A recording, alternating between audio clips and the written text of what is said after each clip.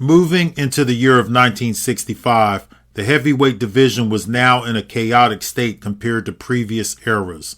Ali had been stripped by the WBA and WBC, but Muhammad Ali had supporters. Supporters included the New York State Athletic Commission, as well as the Ring magazine, along with a variety of smaller magazines. The New York State Athletic Commission surfaced in 1911 and would at some point recognize specific prize fighters as world champions. Many websites have reported the New York State Athletic Commission was founded in the early 1920s, but articles from the year of 1911 prove that the New York State Athletic Commission came into play earlier, and in 1911 they started to push towards uniform global policies by making proposals to edit rules within the sport of boxing so that the guidelines and rules in the sport can be implemented on uniformed global standards in world title fights.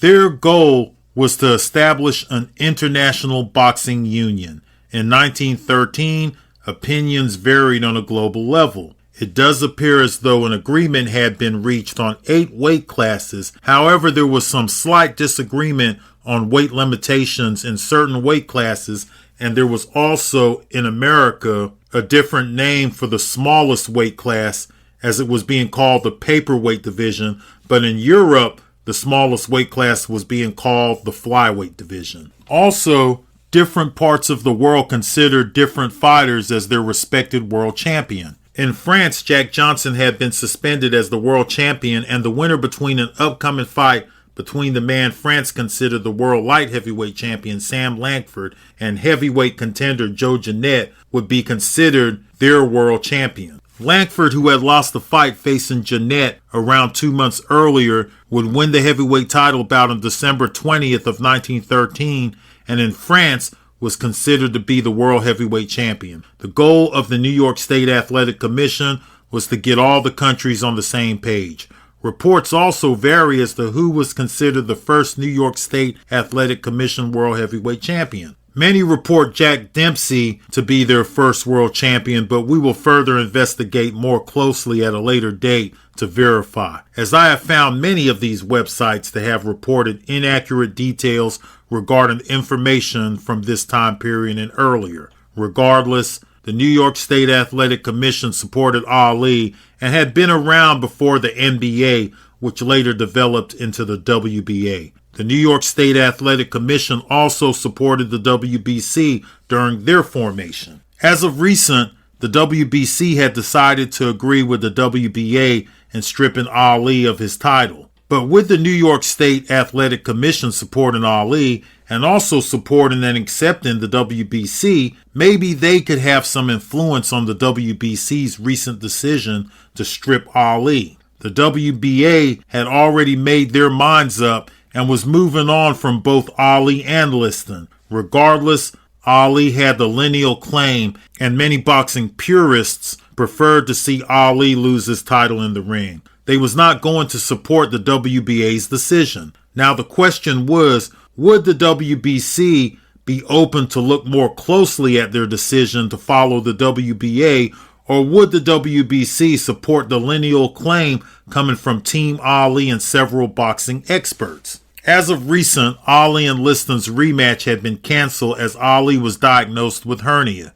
The fight was still on and should be taking place later in the year of 1965. The sanctioning bodies were all over the place, and nobody was sure what the heavyweight picture would look like by year end, but boxing business would have to continue. Let's take a look at a few rankings coming from December of 1964. The magazine Boxing International would display a top 50. This would give the fight fans an idea of fighters that were not usually displayed in newspapers, as most newspapers would only display a top 10. Another boxing magazine that would feature a top 50 was Boxing Illustrated, and this is what their top 50 looked like in the month of December. As the viewer can see, Ali was still listed as the champion in these magazines, as well as the Ring magazine. Liston was ranked as the number 1 contender. Let's look at the WBA's December rating of 1964. The WBA had used the rematch as the excuse for stripping Ali and Liston, even though they had supported rematches a few years earlier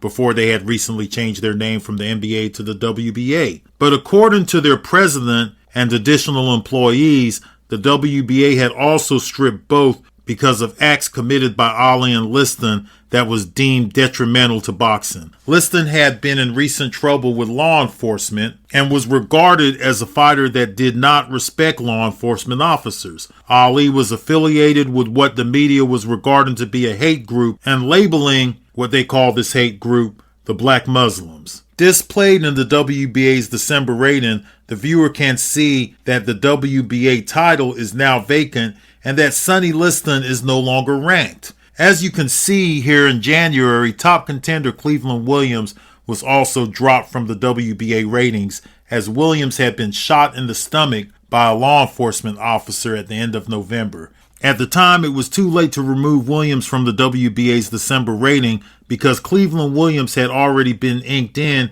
as the incident with the law enforcement officer had occurred at the end of November. But the magazines would keep Ali, Liston, and Cleveland Williams in their ratings. WBC ratings were not easy to find in the year of 1965 as they was considered to be the new guys on the block. The writers of that time period was not calling the WBC the prestigious belt like the writers from this era and seemed to care less how the WBC rated their fighters.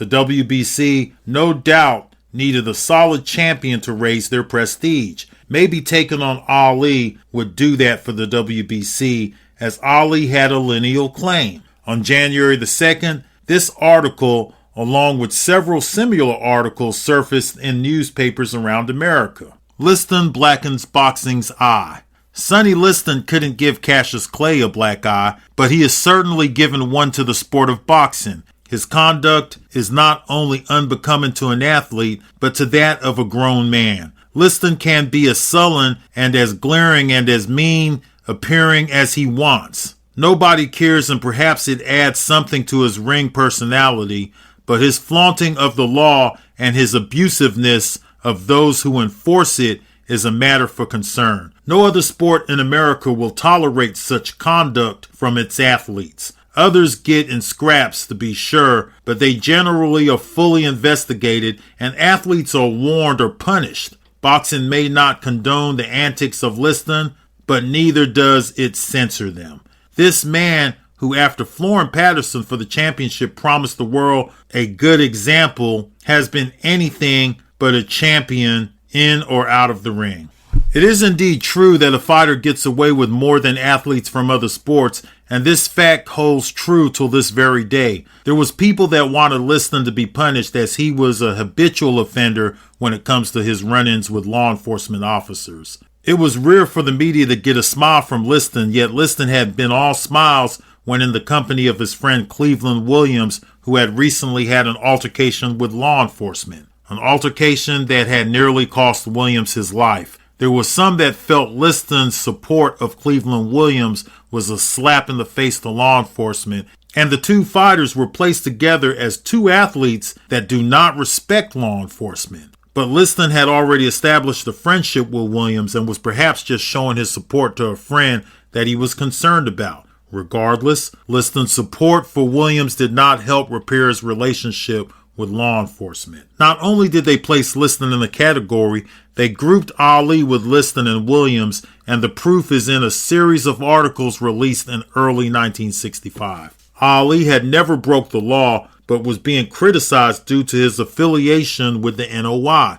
Articles related to Ali, Liston, and Williams in early January inked that managers had been blaming the Negro fighter for the death of boxing. These articles failed to place names on the managers, but in order to present a more complete presentation of boxing from the previous eras, it is necessary to include sensitive information as this is a part of boxing's history. According to some journalists, the search for a white hope in boxing was just as important as it was in the days of Jack Johnson, which was around 54 years earlier. According to some, there had been some improvements in race relations since the days when Jack Johnson was champion, but there was still fight fans that had hang-ups with black athletes making their presence felt in boxing and other sports. There was a few articles that inked that Ali was a brilliant mind but needed improvement in reading and writing. His IQ tests came up again, and a few writers inked Ali to be smarter than the IQ tests indicated. Even though Ali was said to be smarter than the scores coming from the IQ testing, Ali's intelligence was still being questioned.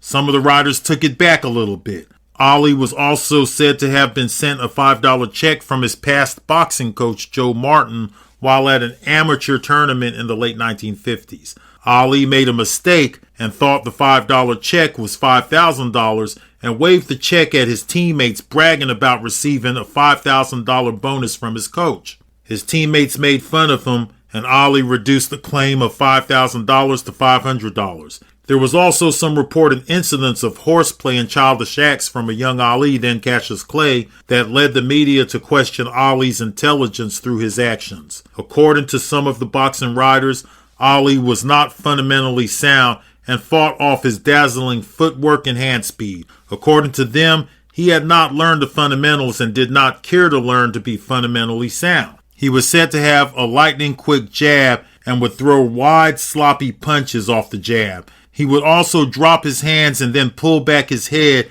and this style was widely criticized. He ignored the fundamental aspects of defense, as he had special attributes and gifts that had more to do with speed, timing, and reflexes. He was also accused of being a headhunter and a fighter that would ignore instructions to go to the body. He liked to do things his own way, and according to some boxing experts, some of Ali's strengths were going to end up harming him more in the future. Former heavyweight champion of the world Rocky Marciano believed Liston was going to win the rematch. He did not think that highly of Ali as a fighter and thought that with the right game plan, Liston could regain his title. Like most other fighters, Marciano questioned Liston's age and felt Liston was more his own age. According to Marciano, if Liston could not get the job done, it would not take long before Ali's reign would come to an end. Ali was viewed as highly talented and blessed with physical attributes, but his heart was questioned,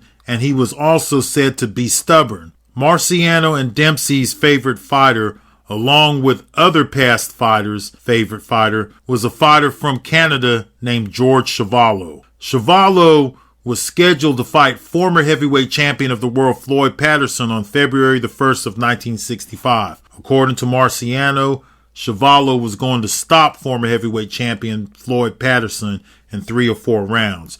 Marciano was now an advisor in the Chuvalo camp. According to Marciano, Chuvalo had an iron jaw and had never even been hurt in a fight. Marciano said that Chuvalo was also strong and had improved his skill set. Chuvalo had lost a few close decisions earlier in his career, but had recently stopped highly rated heavyweight contender Doug Jones. Marciano had been spending time in camp with Chuvalo and said that Chuvalo would stop both Ali and Liston, and said that because of the styles, Liston would be the easier opponent for Chuvalo. Marciano said that he likes Patterson and considers Floyd Patterson to be a friend, but believed that Patterson's heart was no longer in the sport of boxing. "This is Chuvalo's time. He has become a complete fighter in the last year," said a confident Marciano. Marciano acknowledged that styles makes fights, but did say that Chuvalo looked better against Doug Jones than Ali did.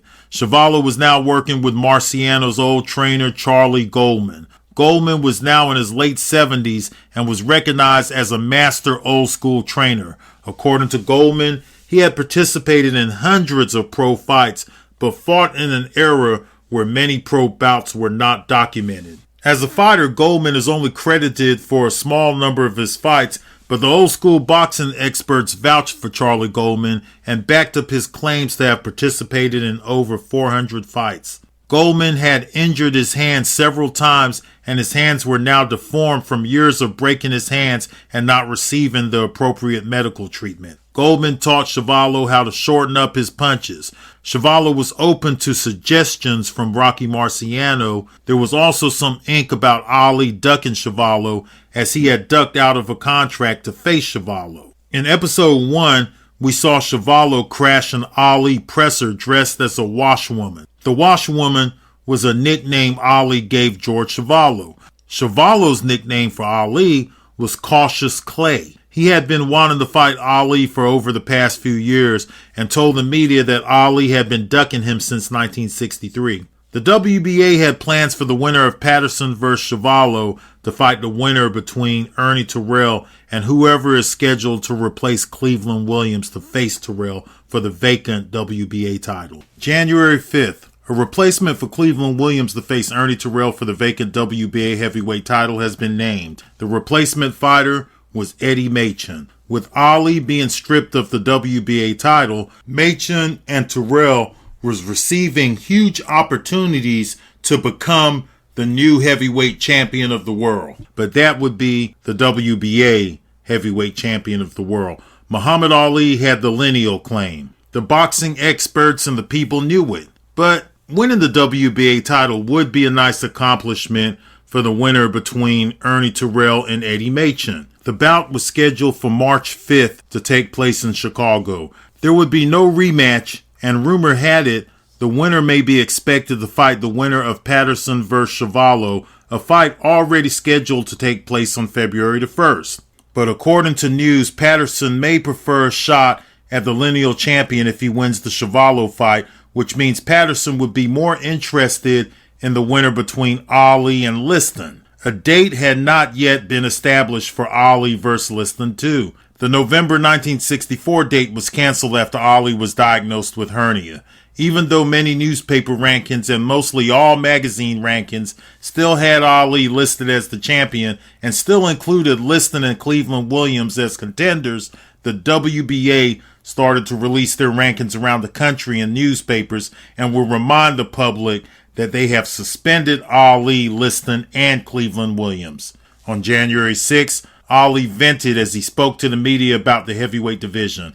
Ali told the media that it does not matter who the WBA matches up to fight for their heavyweight title. He is the true champion, and he will remain the true champion until somebody can beat him in the ring. Ali said he was the greatest and called Ernie Terrell and Eddie Machen pretenders. He said that Terrell and Machen have no drawing power. The New York State Athletic Commission backed Ali and said that they would not recognize the winner between Terrell and Machen as the world heavyweight champion. A few more of the state athletic commissions would also back the New York State Athletic Commission and share their stance against the WBA heavyweight matchup. Ali was also still being backed by the major boxing magazines along with boxing experts worldwide. On January 6th, the British Boxing Board of Control announced that they too would not consider the winner between Terrell and Machen the heavyweight champion. There was plenty of verbal sparring occurring in the first week of 1965,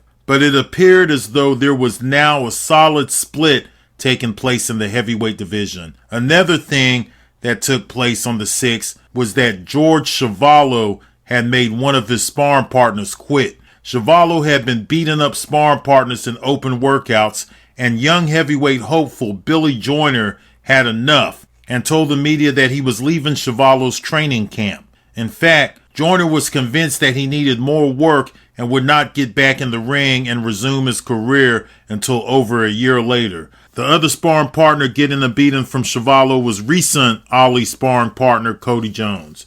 Rumor had it, Jones had got the best of Ali in a few sparring sessions, and some say that he had even perhaps knocked Ali down or even knocked him out in a sparring session. But Jones later said that the knockdown or knockout was just a rumor and that he would perhaps be working with Ali again in the future and would be expecting to hear from Ali's team to put in some work and help Ali get back in shape after his hernia operation. We will indeed see more of Cody Jones as the series continues. On the 7th of January, Jack Dempsey was present to support Gene Tunney and Tunney's son at a political event. Gene Tunney's son, John Tunney, was a politician, and they had a mission to bring boxing under federal control. Dempsey appeared to be pushing the agenda for federal regulation in boxing more so than Tunney and his son. The gathering had nothing to do so much with boxing, but Dempsey was there to badmouth Liston and Ali and said that those kind of characters need to change their attitudes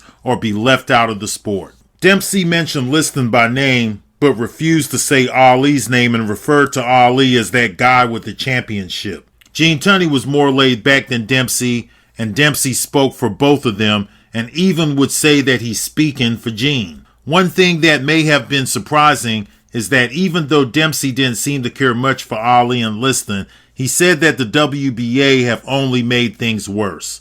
There appeared to be a side of Dempsey that preferred to see the differences settled in the ring. Dempsey had wanted Ali to fight Floyd Patterson, but there was different plans on the table for all the fighters Dempsey had an issue with. His favorite fighter these days appeared to be George Chuvalo. And the big upcoming fight to start out 1965 was a fight between Chuvalo and Floyd Patterson. After that, the big fight would be Terrell vs. Machen. According to some, there was no guarantee that the winners of those two fights would face each other. The only thing that appeared to be more certain was that the winner between Terrell and Machen would be the new WBA champion. January the 8th. Once again, the WBC made it clear that they were still with the WBA on recognizing the winner of Ernie Terrell vs. Eddie Machen as the new heavyweight champion. But again, with all the criticism the WBA was receiving, would this be the right move for the WBC to place their belt on the line? The WBC did say they supported the WBA, but had not fully committed to placing their belt on the line for the upcoming Terrell vs. Machen fight. Ali and Liston both were more popular fighters than Terrell and Machen. This may be a time when the WBC will want to separate themselves from the older sanctioning body and make a name for themselves, because in 1965, the WBA was the sanctioning body that was receiving the majority of the ink. So for now, there was the WBA and WBC on one side, and the New York State Athletic Commission and the British Boxing Board of Control on the other side.